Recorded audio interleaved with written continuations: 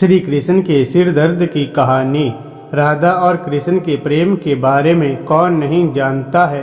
कहते हैं कि कृष्ण और राधा का विवाह नहीं हो पाया था, लेकिन दोनों में इतना प्रेम था कि आज भी दोनों का नाम एक साथ लिया जाता है। श्री कृष्ण का राधा के लिए प्रेम और राधा का श्री कृष्ण के लिए समर्पण देखते ही बनता था।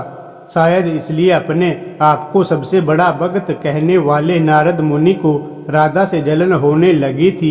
यह बात श्री कृष्ण अच्छी तरह से जानते थे। एक दिन राधा के बारे में बात करने के लिए नारद मुनि श्री कृष्ण के पास आए। यह बात श्री कृष्ण को पता चल गई थी। जैसे ही नारद मुनि वहां पहुंचे तो श्री कृष्ण ने उन्हें देखकर अपना सिर पकड़कर बैठ गए। नारद मुनि ने श्री कृष्ण से पूछा कि क्या हुआ प्रभु, आप ऐसे अपने सिर को पकड़कर क्यों बैठे हैं। श्री कृष्ण ने कहा, हे नारद मुनि, मेरा सिर दर्द कर रहा है।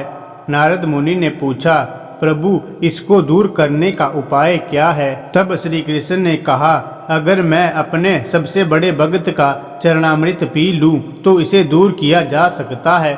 तब नारद मुनि सोचने लगे कि सबसे बड़ा भक्त तो मैं ही हूँ, लेकिन अगर मैं अपना चरणामृत दूंगा तो मुझे नरक जाने जितना पाप लगेगा।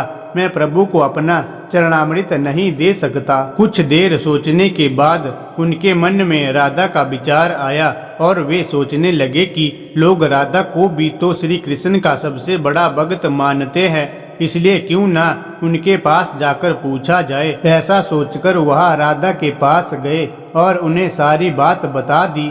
राधा ने जैसे ही सुना, एक बर्तन में अपने पैर धोकर चरणामृत नारद मुनि को देते हुए कहा, हे मुनिराज, मुझे नहीं पता कि मैं उनकी कितनी बड़ी भक्त हूँ, लेकिन मुझे यह पता है कि श्री कृष्ण को अपना चरणामृत देने से मुझे नरक में जाने जितना पाप लगेगा और मुझे नरक जितनी यातना सहन करनी पड़ेगी। मुनिवर, यह सब मैं सहन कर सकती हूँ, लेकिन अपने स्वामी को पीड़ा में नहीं देख सकती। यह चरणामृत ले जाकर आप उन्हें दे दें। राधा की बात सुनकर नारद मुनि का सारा घमंड चूर चूर हो गया और उनको पता चल गया कि राधा ही सबसे बड़ी भक्त है और श्री कृष्ण ने यह लीला मुझे समझाने के लिए ही रची थी। जब नारद मुनि राधा के पास से वापस आ रहे थे तो उनके मुख से केवल राधा के नाम की ही धुन सुनाई दे रही थी।